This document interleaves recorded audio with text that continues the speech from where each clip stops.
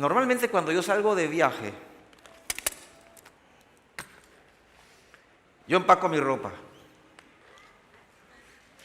Déjenme decirles que al comienzo mi esposa lo hacía. Ella me empacaba mi ropa. Solamente que había un problema.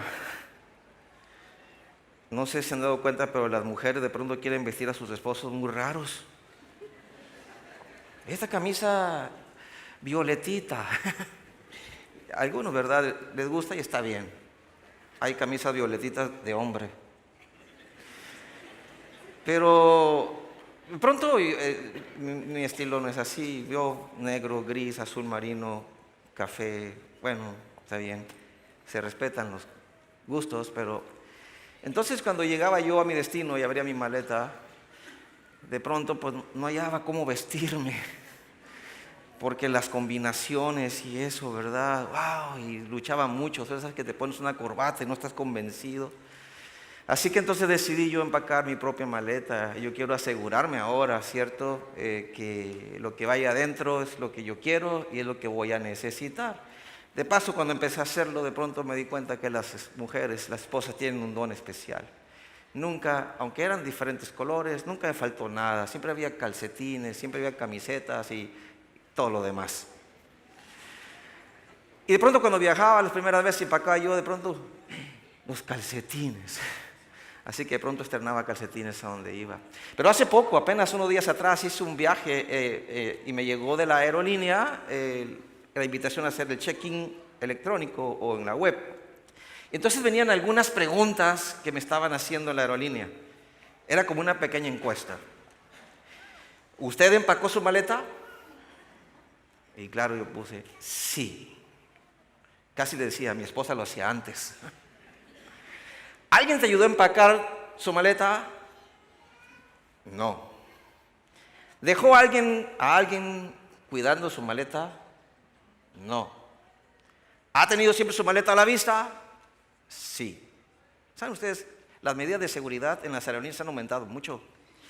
Ustedes saben razones obvias, pero han aumentado tanto que de pronto te complican un poco, pero lo que están tratando de asegurarse ellos es que las cosas que tú llevas en tu maleta no te ponen en riesgo tu viaje ni el viaje de los demás.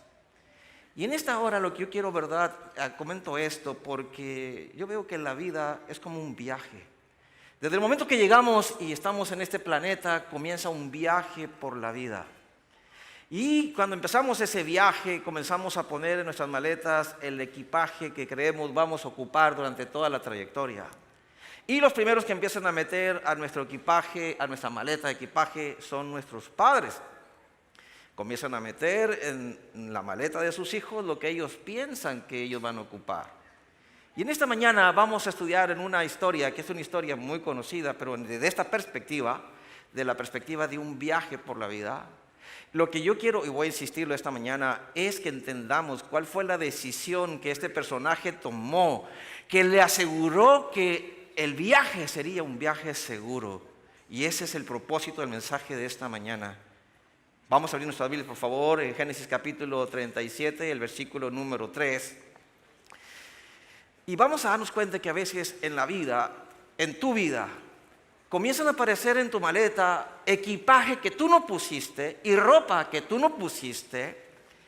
Así es la vida y lo vamos a ver a la luz de este personaje que ustedes conocen y ya ustedes se han dado cuenta de quién vamos a hablar en esta mañana. Pero Génesis capítulo 37, versículo 3 dice: y amaba Israel a José más que a todos sus hijos, porque lo había tenido en su vejez y le hizo, ¿qué cosa? Bueno, lo hemos estudiado muchas veces, ¿verdad? Entonces resulta que esa fue la primera ropa que un padre puso en la maleta de su hijo. ¿Okay? Entonces, estamos escuchando de un papá que pone en la maleta de su hijo una túnica de colores. Una túnica de colores. Sin embargo, en esta mañana, para poder entender bien el relato, tenemos que entender que las túnicas de colores no eran túnicas comunes, eran túnicas especiales. Las túnicas de colores tenían un significado especial en aquel tiempo y en el tiempo antiguo. Y saben, hay un versículo de la Biblia que nos hace la revelación, nos ayuda a entender esto. La túnica de colores tenía un profundo significado, no era una simple túnica, no lo usaban los pastores de oveja comunes. Por favor, los invito a buscar en sus Biblias, en el libro 2 de Samuel, y vamos a buscar el libro 2 de Samuel rápidamente, el capítulo 13 y el versículo número 18, y miren lo que dice allí. Está hablando de Tamar, la hija de David, el rey. Dice de Tamar, y llevaba ella un vestido de diversos colores, traje que vestían las hijas vírgenes de los reyes. Y lo vamos a dejar allí. Así que la túnica de colores representaba posición social y realeza. Pero resulta que un papá le da a su hijo una túnica de colores, como diciendo, eres mi príncipe. Eres mi reyesito. Posición social, realeza. Pero algo más representaba, y lo leímos aquí en la Biblia, ¿verdad? Donde se nos dice, traje que vestían las hijas vírgenes de los reyes. Así que también la túnica de colores representaba la pureza y la excelencia moral. Y déjenme decirles, ¿verdad?, que el Espíritu de Profecía, el libro Patriarcas y Profetas, dice que el carácter de José era distinto al carácter de sus hermanos. Y vaya que era cierto. José, a sus 17 años, ¿verdad? Hoy en día, de paso, el año pasado, casi al terminar el año, recibimos una noticia triste, ¿verdad? Si México teníamos el primer lugar en obesidad infantil, de pronto, ustedes saben que hay un sistema de noticias que te llega a tu celular. Ese mismo día que estábamos hablando de eso en una reunión, llega una noticia allí mismo donde dice que ahora tenemos otro primer lugar muy honorable, entre comillas. El primer lugar en embarazos de adolescentes. ¡Wow! Yo me quedé sorprendido. Pero aquí estamos hablando de un joven de 17 años, un adolescente, pero que tenía una excelencia moral. Rubén se había acostado con la concubina de su esposo, de su papá, perdón. Rubén se había acostado con la concubina de su papá. Judá se acostó con su nuera y la dejó embarazada, pensando que era una prostituta de las cananeas, del culto cananeo. Pero José, a sus 17 años, se mantuvo puro, pureza moral. Así que eso representaba. Por eso no es de extrañarnos, vamos a volver al libro del Génesis, lo que ocurrió en el Génesis. No es de extrañarnos que entonces cuando los hermanos de José lo ven venir y lo ven con su túnica de colores, no parecía un pastor de ovejas, lo que parecía un príncipe que venía caminando hacia ellos. Y es por eso que el versículo 23 no es de esperarse esta reacción. Dice aquí, sucedió pues que cuando llegó José a sus hermanos, dice la Biblia aquí, ellos, ¿qué hicieron? ¿Qué hicieron? Dice, le quitaron la túnica de colores que tenía sobre él. Y claro, jóvenes y hermanos, era obvio porque cada vez que ellos miraban a ese muchacho con esa túnica, les hervía la sangre, porque para ellos, ¿verdad?, representaba algo que iba contra el carácter de ellos. Pero cuando ellos le quitaron la túnica de colores, lo que estaban diciéndole a José es, tú no eres nadie, tú no eres importante, tú no nos interesas a nosotros. Y saben que cuando uno pierde eso, es decir, tú no eres nadie, pierdes el sentido de quién eres, quién soy. Tú no nos interesas, pierdes el sentido de ser querido, ser valorado. Y es lo que le arrebataron a José. Hay un libro que se llama El hombre en busca de sentido, de un psiquiatra que sobrevivió a los campos de muerte nazis. Y él cuenta, Viktor Frankl, él cuenta cómo cuando llegó al campo de concentración, los guardias les pidieron que se desnudaran y le quitaron la ropa, desnudos totalmente. Lo único que llevaba era la ropa, su anillo de matrimonio, y también llevaba un manuscrito donde él estaba dedicando gran parte, varios años de su vida, había dedicado ese manuscrito, iba a ser parte de un libro de ciencia. Pero primero le despojaron la ropa, cuenta él, y luego, ¿verdad?, cuando le vieron su anillo, él trató de esconderlo para que no se lo quitaran, pero por supuesto, Era imposible que no se supiera. Le quitaron su anillo de matrimonios. Y no solamente eso, él le rogó que no le quitaran ese documento, porque ese documento prácticamente era parte de su vida, era todo el desarrollo de su trabajo. Sin embargo, los guardias, dice él, se burlaron y le quitaron el documento y lo rompieron. Y luego lo llevaron a una habitación, le raparon la cabeza, y no solo la cabeza, le quitaron los vellos de todo el cuerpo, el vello púbico, el axilar, desnudo totalmente. Y entonces él cuenta en su libro cómo es que mucha gente perdía la cabeza en los centros, en los campos de concentración. ¿Cómo no? El anillo para él representaba un vínculo. Pertenezco a alguien, pertenezco a una esposa, tengo una mujer, pero le arrebatan eso. Y luego su documento, que era parte de lo que él era, no eres nadie. De pronto llegó a ser solamente un número tatuado en el brazo y un número en las listas del campo de concentración. Y si algo atenta a la identidad de un joven o una persona, es el rechazo. Qué feo se siente cuando te rechazan. Nadie quiere ser rechazado. Lo vimos en la historia de los niños no quieren ser rechazados. Los jóvenes no quieren ser rechazados. Yo mismo no quiero ser rechazado. Yo quisiera que todos me aceptaran. Pero cuando tú te das cuenta, ¿verdad?, del rechazo aquí y allá, comienzas a hacer un atentado contra tu identidad, el rechazo. Se quieren deshacer de ti. Pregunta: ¿cuántos de los que están aquí son los hijos menores en sus casas? Esa pregunta ya la hice, pero la vuelvo a repetir. Levante su mano bien alta. Todos los que son hijos menores, los últimos, los más chiquitos, levante su mano porque necesitamos orar por ustedes esta mañana. Amén, dijo un chiquito. ¿Y saben qué pasa? Que para empezar, no sé si se han dado cuenta que los más grandes siempre se aprovechan de los más chiquitos. No voy a hacer esa pregunta, ¿de cuántos de ustedes se aprovecharon sus hermanos mayores? Yo voy a contar mi propia experiencia. Nuestro hermano más pequeño, ¿verdad?, lo llevamos siempre varios años, porque él fue el más chiquito cuando nació. Me acuerdo que nos llevaban a trabajar a un supermercado de la familia en aquellos años, y entonces las cajas de cereales, ¿se recuerdan que las cajas de cereales antes venían con sorpresas? ¿Sí? Y traían que algunos monitos y que, ¿verdad? Y había unas colecciones de monitos. Y entonces nos íbamos a escondidas. No estoy diciendo eso, de paso me atrevo a decirlo ya, porque ya nos confesamos con nuestro papá. Porque de pronto nos íbamos a las bodegas y abríamos las cajas de cereales. ¿Saben para qué? Sacar los monitos. Y de por sí corrieron algunos empleados porque sospechaban que ellos abrían las cajas de cereales. Y éramos nosotros. Llevé esa carga por muchos años, hasta que le dije a mi papá: fuimos nosotros. Pero ¿saben qué pasa? Que mira, sacamos los monitos y mi hermano, nos ponemos a platicar y dice: yo tenía puros monitos iguales, porque cuando salían repetidos me los daban a mí. Y no solo eso, nos estorbaba. ¿Alguna vez te dijeron que estorbabas? Y tus hermanos mayores, ¿verdad?, iban a ir a jugar fútbol y trataban de deshacerte de ti y no buscaban la forma de hacerlo. No, y tu mamá te decía: si no va el niño chiquito, no van ustedes.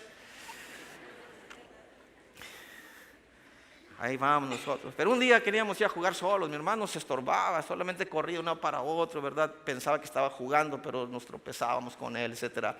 Y mamá, nos pusimos de acuerdo. Mira, mamá, entonces, bueno, dijo mi mamá, las mamás son sabias, ¿verdad? De pronto te dan su espacio, y nos dio el espacio mi mamá.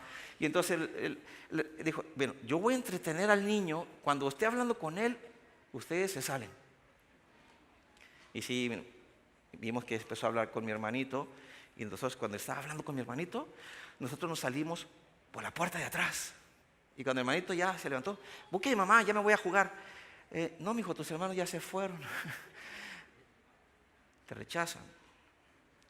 Y saben que cuando hay rechazo, jóvenes, es un atentado contra la identidad. Y el problema con este joven en la vida, y en ese viaje que empezó por la vida, no fue que solamente lo rechazaron, no fue que solamente lo echaron a un pozo, sino también lo vendieron, se deshicieron de él. Génesis 37, 28, lo tienen ustedes en sus Biblias. Y cuando pasaban los madianitas, mercaderes, sacaron ellos a José de la cisterna, le trajeron arriba y le vendieron a los ismaelitas por 20 piezas de plata y llevaron a José a Egipto. Y yo no sé si ustedes recuerdan, cuando llegaron por primera vez a la Universidad de Montemorelos? ¿Cuántos están aquí por primera vez? Que este es su primer curso escolar, que están aquí. Sí, levanten la mano, no le voy a preguntar más que eso. Muy bien, bueno, quizá ellos, porque los demás ya se acostumbraron, ¿verdad? Porque ¿no se han dado cuenta que uno se acostumbra a la mala vida? Aunque aquí no tienen mala vida, hay que aclarar. Bueno, a que sufres y que luego te acostumbras. Bueno, ¿recuerdan ustedes cuando, a estos que levantaban la mano, recuerdan cuando salieron la primera vez de sus casas y te subiste al autobús y tu papá y tu mamá te llevaron a la central de camiones y entonces te asomas por la ventana y tu mamá haciendo así? Pero ves que tu mamá está haciendo así y está llorando y ves a tu papá muy fuerte, ¿verdad? Haciendo pucheros. Porque también quiere llorar, pero se aguanta. Y tú, con una sonrisa, ¿sí? Y cuando das vuelta a la esquina del camión, y empiezas a llorar y llorar y llorar y llorar. Qué difícil. Y eso a pesar de que tú hiciste planes de volver a tu casa en diciembre y fuiste. Y acabas de llegar acá y estás contando los días para ver cuándo se acaba el curso escolar. Eso es así, pero tú estás pensando que vas a volver. El viaje de José fue un viaje sin retorno. De hecho, cuando iba caminando en medio de aquella procesión de ismaelitas, miró las colinas allá, y entre aquellas colinas él sabía que estaban las carpas, las tiendas de su papá, y allí en las tiendas de su papá él recordó aquellos días cuando su papá le contaba la historia, cuando él andaba huyendo, fugitivo, porque su hermano, su propio tío, ahora de José, quería matarlo, y cómo es que un día se acostó y soñó, y Dios le dio una promesa, la promesa que leímos hace un momento, y entonces José tomó una decisión. Y es aquí, jóvenes y hermanos, la decisión que hemos de tomar todos los que estamos aquí. No nada más los niños y los jóvenes, sino aún nosotros los adultos que somos padres y esposos. Dice la sierva del Señor, Patriarcas y Profetas, página 192, las siguientes palabras. Su alma se conmovió y tomó la decisión. Y vean qué decisión. Esta decisión es la decisión que nos va a asegurar que en medio de las turbulencias de la vida tú te mantengas en pie y no te derrumbes. Dice la sierva del Señor, tomó la decisión de ser fiel a Dios y actuar en cualquier circunstancia como un súbdito del Rey de los cielos. ¿Qué decisión? Decisión de ser fiel a Dios. Y súbdito, vivir bajo cualquier circunstancia como un súbdito del reino de los cielos. La decisión que tomó José, hermanos, ¿qué le aseguró?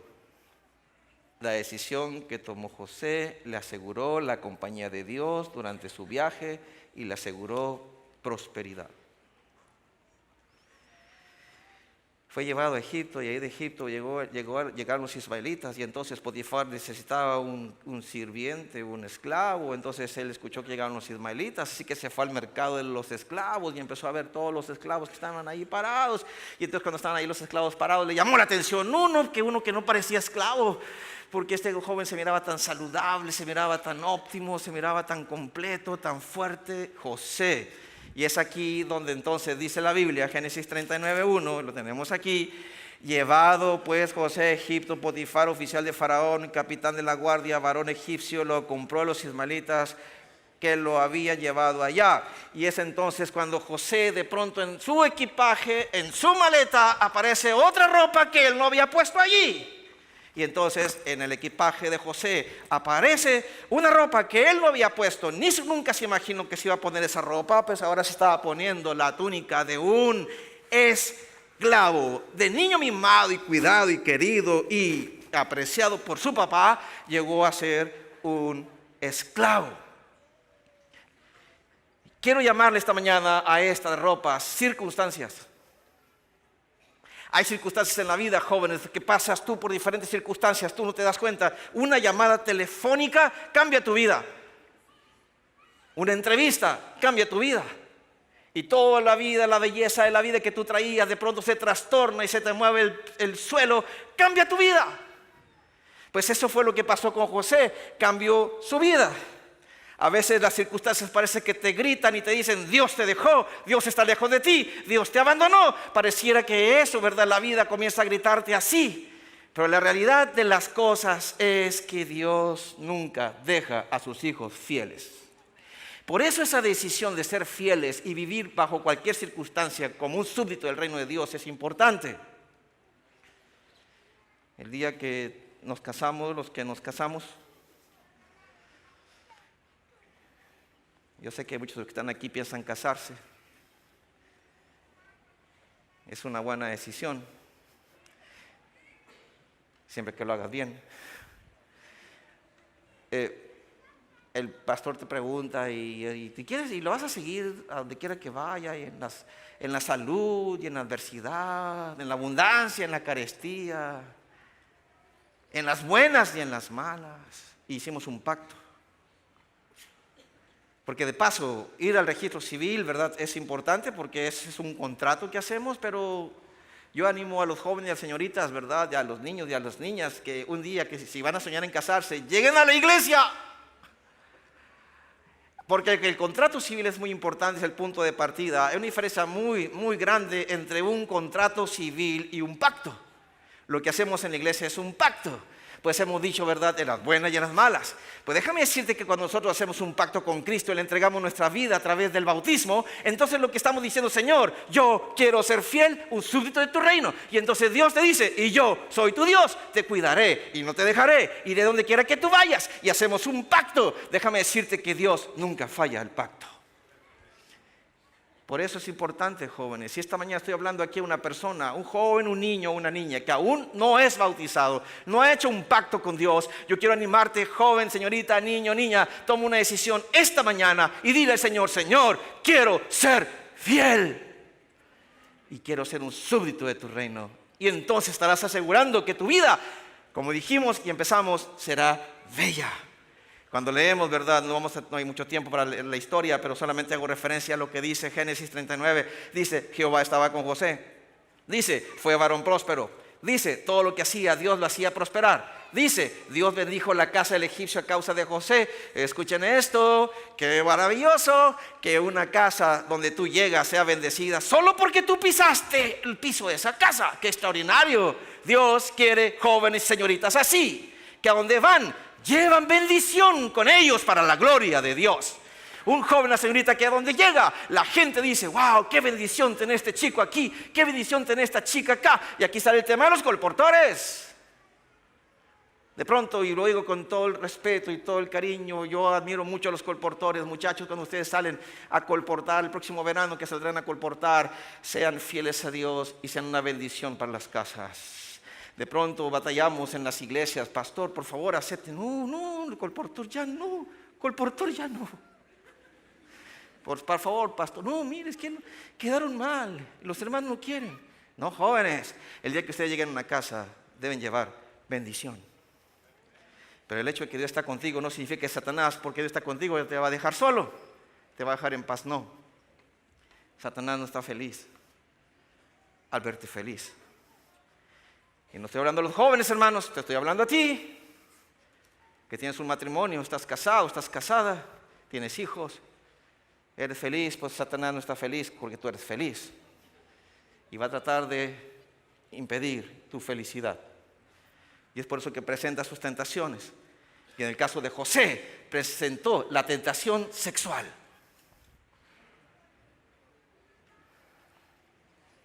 Esta mañana yo quiero resaltar algo de la tentación sexual. Y lo hablo con todo el cariño, no solamente a los hermanos que están aquí presentes, sino a los que están siguiendo también a través de la televisión y el internet. Hermano, la tentación sexual. Muchos hombres, millones y millones de hombres en este vasto mundo han cedido a esa tentación. Muchos jóvenes, muchas señoritas han cedido a esa tentación. La tentación sexual. Y parece que vivimos una revolución sexual donde todo está promoviendo el sexo. La gente que vende, y yo sé que los que me están escuchando lo saben, la gente que vende sabe que hay dos cosas que hacen un impacto en la psiquis de un hombre o una mujer. Y eso es la muerte, un impacto tremendo, y también el sexo. Ellos lo saben. Por eso es muy frecuente que en un comercial tú encuentres cosas alusivas a la muerte y también encuentras cosas alusivas al sexo. Pero la pregunta es, ¿cómo se mantuvo José? ¿Y cómo me puedo mantener yo, un esposo con una linda esposa, con hijos y nietos. No creas que porque eres un abuelo, Satanás ya se olvidó de ti, hermano. No. No creas, hermana, que porque eres abuela, Satanás te dejó en paz. Ya, no. No pienses también que porque eres jubilada, Satanás se olvidó de ti. No. La pregunta es cómo lo logró José. Esa es una lección para mí. Pero fue precisamente su condición con esa túnica de esclavo, donde José había tomado una decisión: ser fiel a Dios y vivir bajo cada circunstancia de la vida como un súbdito de su reino. Dos cosas hizo José, y voy a ir bien rápido porque ya me quedan unos minutos nada más. José hizo dos cosas. Uno, cuando se presentó la tentación sexual, dice la Biblia, José dijo: ¿cómo le haría tal mal?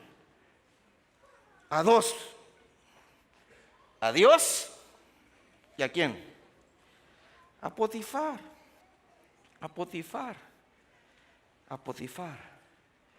Él dijo: ¿cómo chasquear a alguien que era importante para él? Potifar. ¿Cómo lastimar a alguien que amo? Dios. Antes de ser la tentación sexual, un hombre, una mujer debe pensar en las relaciones tan lindas que tienes con tu esposa, en las relaciones tan lindas que tienes con tu hijo. Cuando alguien se da la tentación sexual, se derrumba todo. No sabes cómo tus hijos van a reaccionar, no sabes qué va a pasar contigo. Pero José se mantuvo porque había tomado una decisión: ser fiel a Dios y bajo cualquier circunstancia vivir como un súbdito de su reino. Pero de pronto entonces vienen las acusaciones falsas. Ustedes conocen la historia. La esposa de aquel varón de egipcio, Potifar, ella entonces comenzó a llamar. Bien, ¿qué hizo? Llamó a la gente de los sirvientes, llamó a toda la casa, los juntó y comenzó a contarles las mentiras. Hermanos y hermanas, déjenme decirles que eso ya estaba escrito también aún para nosotros, que quizá un día nuestras circunstancias en la vida cambian por mentiras. Gente que dice mentiras acerca de nosotros, cosas que no son realidad. Y entonces dice la Biblia que entonces Potifar, dice la Biblia literalmente, lo tomó y lo puso en la cárcel. Y entonces apareció en el equipaje de José otra vestimenta que él no había puesto, y era la túnica de un prisionero en la cárcel. Un prisionero en la cárcel. Entonces sí, parecía que José había caído hasta el fondo, había ido a lo más profundo. José estaba muy abajo. Pero saben que hay algo en este relato muy interesante. En la Biblia, en este relato, ocurre algo muy interesante, ¿saben?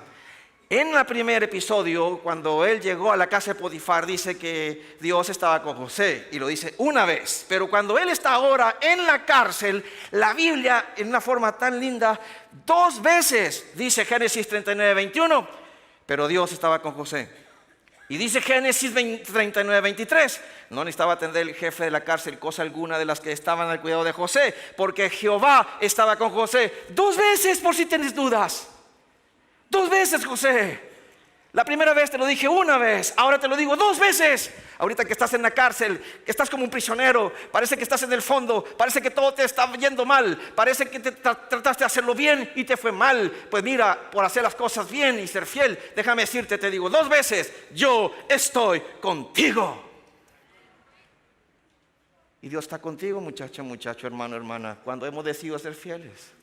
El problema es que decides ser fiel y en vez de irte bien, te va mal. Estás viendo, ¿verdad? Tú estudias, te preparas, haces un examen y cuando y luego levantas la cabeza y ves que tu compañera ya tiene un acordeón. No, y no parece acordeón, parece un órgano de la iglesia central. Y algunos tienen una técnica increíble que sacan y nadie se da cuenta, pero tú te diste cuenta y tú no. Y te da la tentación, pues dices: no, yo decidí ser fiel. Y entonces tú presentas tu examen y sacas 72. Y aquel que copió 100, distinguido. 100. Pero no es tuyo, joven. Pero si ese 72 es tuyo, te aplaudimos esta mañana. Lo único que tienes que hacer es tu mejor esfuerzo, como lo hacía José.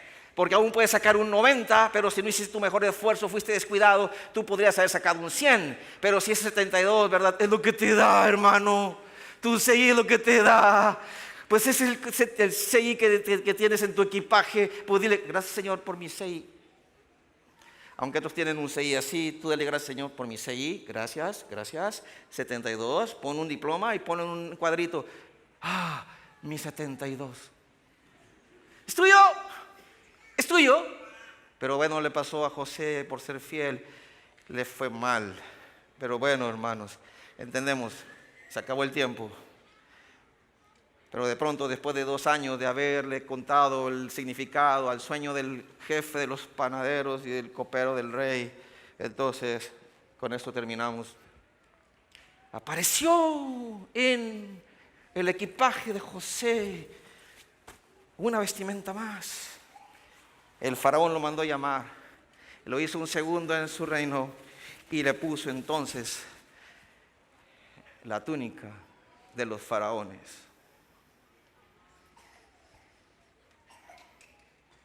¿Qué fue otra vez? Y es lo que insisto esta mañana.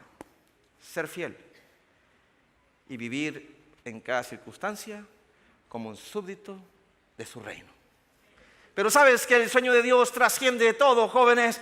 El sueño de Dios para tu vida trasciende este planeta. El sueño de Dios para tu vida trasciende tu conocimiento más elevado. El sueño de Dios para tu vida va mucho más allá. Y con esto terminamos un pasaje, Apocalipsis capítulo 3, versículo número 5. Dice Apocalipsis capítulo 3, versículo número 5. Dice lo siguiente, 3, 5. Apocalipsis 3, 5 dice, el que venciere será vestido ¿de qué cosa? Vestiduras blancas, y no borraré su nombre del libro de la vida, y confesaré su nombre delante de mi Padre, delante de los ángeles y delante de todos los seres creados. Y ese va a ser algo maravilloso, jóvenes. Cuando yo veo en el relato a José saliendo de la cárcel y poniéndose la túnica del faraón, déjame decirte que yo pienso que el sueño de José no era un sueño de José, era el sueño de Dios para José. Él no lo entendía, pero cuando Dios tiene un sueño para tu vida y tú eres fiel, Dios cumple ese sueño. Pues el sueño más grande que Dios tiene para tu vida es que un día tú entres por las puertas del reino de los cielos y entonces escuches las palabras maravillosas que Él va a decir a todos aquellos que son fieles. Bien, buen siervo fiel, sobre poco has sido fiel, sobre mucho te pondré, entra en el gozo de tu Señor. Les pregunto, jóvenes, ¿pueden ustedes aspirar el sueño de Dios? Que Dios un día entremos por las puertas y esa túnica blanca que Él va a dar a todos sus hijos, tengas el privilegio de llevarla sobre ti. Y entonces vas a mirar hacia atrás todas las circunstancias que viviste, pero por haber sido fiel, Dios estuvo contigo. Con Cristo la vida es bella. Que el Señor nos bendiga en esta mañana. Hagamos de Cristo nuestro compañero. Y recuerda, la mayor decisión de esta vida es ser fiel y vivir bajo cualquier circunstancia como un súbdito del reino de Dios.